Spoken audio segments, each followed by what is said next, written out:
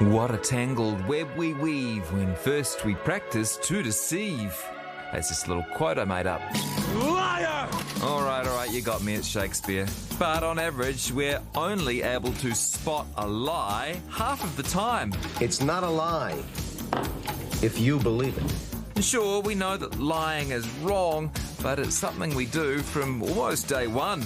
Around age 3.5 or 4, we start to understand that other people have minds that are different to ourselves, other people have different thoughts and emotions, and that means that we can actually trick other people by giving them the wrong information. And not all lies are created equal. Very often we think the truth might hurt somebody. A UK survey found around 2/3 of us think lying to spare someone's feelings is fine. A little fewer think it's okay to lie to cover up a mistake. Sean Spicer, our press secretary, gave alternative facts. But are the little white lies that keep your world from falling apart as harmless as they seem? There's a sort of a balance here. We want to be talking to people about, the value of telling the truth and where it's really important to tell the truth, particularly when it's legal systems, exams, those sorts of things. Big deceptions can cost billions and destroy lives. Bernie Madoff's Ponzi scheme started as a series of little lies that went on to help spark the 2008 recession.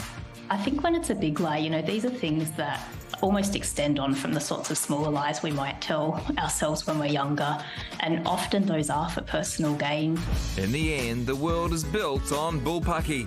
He always lies. I do not. I tell the truth. Oh, what a lie. But are there ways to bust liars in the act? Well, let's try find out. Body language expert Steph Holloway joins us now. So, Steph, is it really possible to figure out what a person is thinking just by looking at their body language? The answer is yes, sometimes to that. You have to stay really sharp.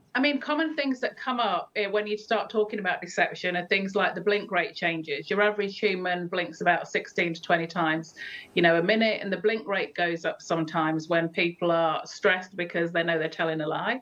The opposite of that can happen as well, though, to contradict it, where if the lie is a big lie, people will do something called where they neutralize themselves and basically slow everything down.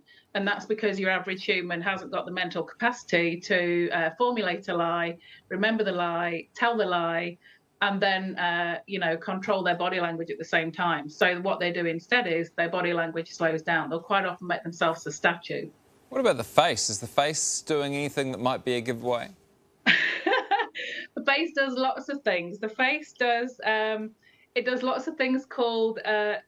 It sounds really bad to say this on an interview like this, but there's something in body language called squelched expressions, and squelched expressions are where you don't want to form the full micro expression, so you just squelch it. So a good example would be if you felt disgust at something, somebody would say, not many people would go into the full disgust, which would be the whole screwing up of the nose, but sometimes they just twitch their nose. So people try and squelch those expressions. Right. What if I do want to lie to someone? How do I get better at it? If you did want to lie, I would say it was taking all those things out. So make sure that the other thing is as well, make sure you don't touch your face too much. That would be one thing. Try and make the inner monologue match what people see, because this is what trips a lot of people up when they want to lie, Josh. Yeah, because I lie professionally. I'm an actor, so this is all good stuff to know. Although I have quite a weird face. I don't know what I'm going to do. Yeah, there's no hope. So what about people who are naturally nervous or awkward or just have a weird face like Josh's? Yeah, I really feel for those people, because a lot of the signs are all there that will be there in deception anyway. There's a couple of major differences, though, and one of the main differences is that people do something called self-soothing when they're out of their comfort zone.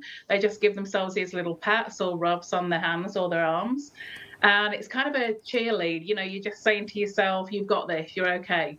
The other thing they do as well is something called self-soothes, where they will play with objects, maybe something around their neck or their earrings or a ring or something like that.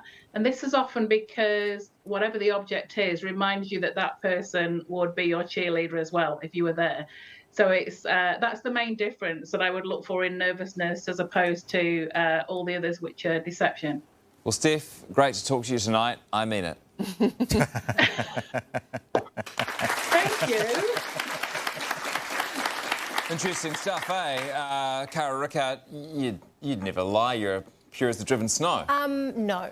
Definitely, that is a lie. I occasionally will lie about courier packages that come to my house and say that I maybe got them as a gift, or I'll hide them and then say that it's old. You just haven't... Oh, you haven't seen me wear this. I got it years ago, like last week. So I'm like your husband, and I'm like, hey, what's this? I'm like, oh, I got it, I got given it. Somebody just sent it in the mail. And what about this? That's like a year old. You just don't pay any attention to my clothing. Mum gave them to me. Wow, that's very convincing. Whoa, I did not know that your mum was into these very expensive shoes. Yeah, she loves Yeezys.